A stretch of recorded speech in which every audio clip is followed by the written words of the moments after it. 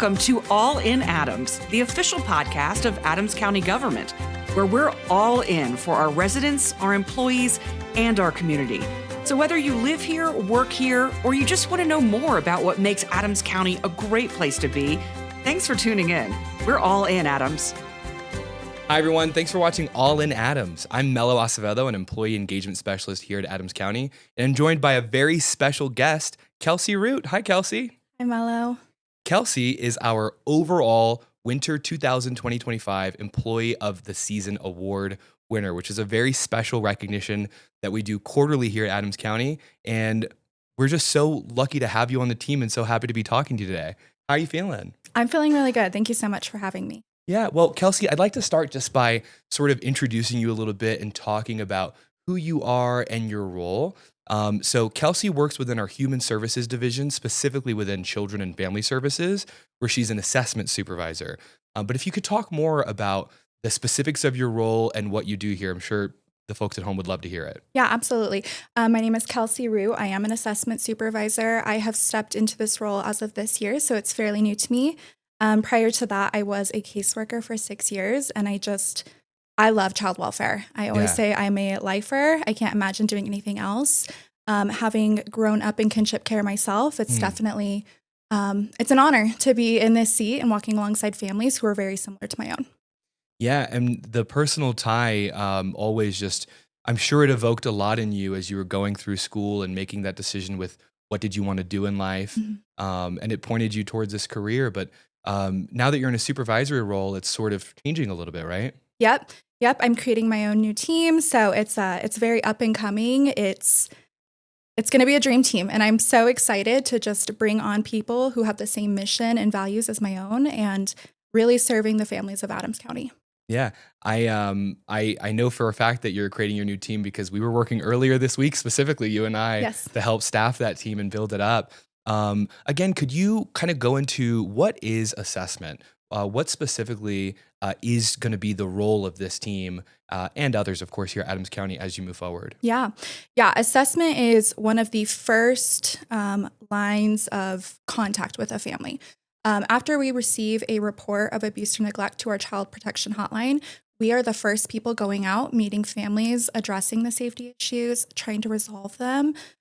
We work alongside families in a very quick time frame. We only have 60 days to kind of get in and get our job done. And if we can't, then that's when we'll transition it onto a permanency caseworker. But we are really the first people going in. And so our first contact, it really sets the whole tone for what child welfare is like and what their experience will be like. Yeah. I mean, you are quite literally doing an assessment of the situation, right? Yes. And yet you're following all these guidelines, but doing your best to make sure that you're approaching it from a place where the people feel safe and they understand your purpose and why you're there. And I think that that's something that you excel at. Now, Kelsey, you excel in a lot of things. This is why you were named our Winter 2025 Employee of the Season. Congratulations, by the way. I know that you sadly weren't there to accept the award in person, which was sad, but it was accepted on your behalf. And thankfully, we're able to honor you in this way, which is nice. Yes, thank you. But tell me, what was it like when you heard for the first time that you were the winner? Like, how was that reaction and what does that mean to you? I think, it always feels good to be recognized for the work that you are doing and for people to see that you are putting in the blood, sweat, tears, all of it to make families be successful.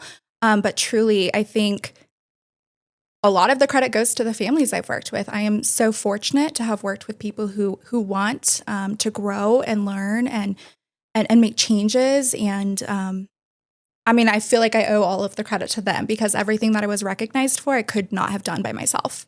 Yeah. Well, you did it with the families in mind, right? And the overall welfare of the whole family unit, but especially the kiddos, of course. I want to know, recognition is such an important area of our own welfare at work, right? There's the concept, I don't know if you've ever heard of an emotional equity bank, where every day, right, we're investing a little bit of our own emotions into the job. And if you keep investing more from this bank and you're not putting anything in, well, what happens when you overdraft, right? And so when we do things like this, the Employee of the Season awards and the various nominations that we recognize people for, hopefully it fills your emotional equity bank. So like, what does this mean to you to be recognized in this way here at Adams County? I think, again, it makes me feel like the work I'm doing matters. We don't always have happy endings to the families we work with. We don't always see things through. And so to have such a positive thing to be recognized for reminds me of my why. It's why I stay in this field. It's why I keep going, even when the days are really, really hard. And I hope it also sets a standard for other caseworkers in similar roles that our work matters. Yeah. And the way we treat families and the way we treat them with dignity, it matters. Yeah, absolutely. And clearly it matters because this is not an easy award to be recognized for, right? The way that we do this is we have a nomination period open for quite a while where any employee can nominate somebody and specifically say why they think they should win a category.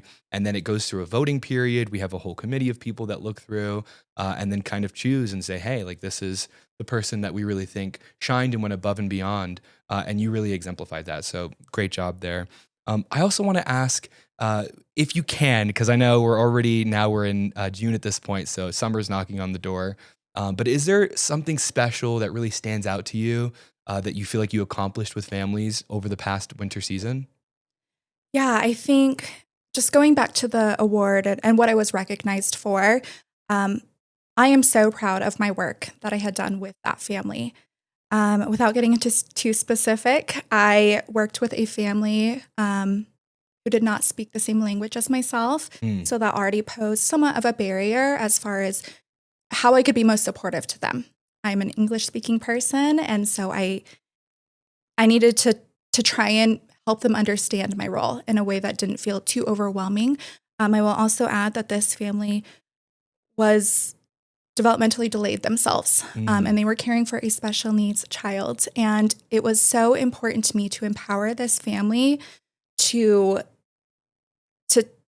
be able to care for their child in a way that doesn't make them reliant on the department or it just truly sets them up for success. It honors their own experiences. It meets the family where they are at. It is building on their strengths. I love a strength-based approach because we are walking alongside families in some of the hardest times of their lives, and we need to treat that opportunity like it's an honor. Right. I love that you talked about the differences between yourself as an individual and what you're able to bring, right? Whether you're bilingual or multilingual or not, right? We each have what we have. And yet you were still able to show up and deliver and work with this family in a way that they were receptive. You and I specifically, we talk about cultural humility a lot. So obviously I feel like you took you took that in mind as you approach this, but I may be surprising you with a question here, but what does cultural humility mean to you or look like to you in the way that you approach these families? I think taking into consideration everybody's experiences and acknowledging that there is no right way to life. We all are going through trial and error. None of us are experienced at this. It's not like we are put on this planet with a handbook of what to do. So just acknowledging that there are strengths in every single person that we are serving and really taking into consideration that everybody's experience is unique from mine. So what I think is not, it's not the right way. I'm a very collaborative person and just leaning into those strengths, building on them, and also taking into consideration the services that are available or the stereotypes that are built up, the barriers that people are overcoming, and just helping them knock those down. I truly believe that every single family I work with already has the necessary qualities to overcome all of this adversity. I just got to help them find the tools. It's not up to me to solve their problems. It's just up to me to walk alongside them while they figure it out. Yeah, I think that's a beautiful statement. And even I specifically want to hover over what you said, find the tools. That ties to something you said earlier, which is like using the resources available to you. Do you feel like, well, obviously you do a great job tapping into those resources and enabling those families to know what is available to them, and not just those families, but the teams, right? The teams here at Adams County that you work with to know how we can better service these families.